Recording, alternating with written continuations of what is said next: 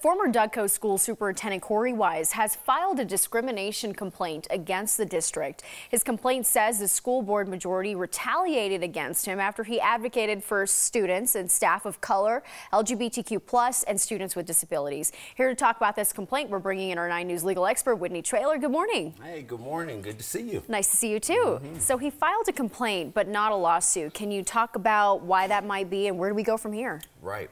So what he filed, Corey Wise and his attorneys, was a charge of discrimination, and that's any kind of anti-discrimination law. So laws under Title VII or the Americans with Disability, you have this administrative prerequisite. So you have to start with the EEOC and get a charge, and so that's what they did.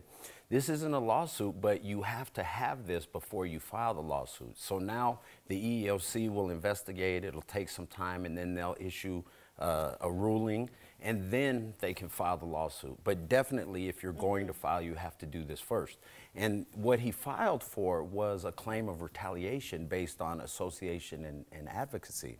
And so retaliation is different than sort of the underlying issue. Somebody could be harassed because of their race or their gender. That would be discrimination. But if somebody complained that that was happening and then they got fired, that would be a retaliation claim for protecting those, and that's what he's claiming.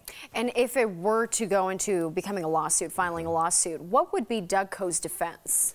Right, so that's going to be a tough issue because what they did was they fired him, and they actually acknowledged, based on his contract, that they fired him without cause, and so therefore they paid him a year, but he had 2.5 years left. So they're going to say that we really had cause and that this wasn't in retaliation. And so what the issue is going to be is that in October, Corey Wise testified in a lawsuit on behalf of a number of disabled students who were suing because of the health order that Dougco had issued. They had tried to kind of essentially roll back the masks. And the court ruled in their favor, and Corey Wise testified during that.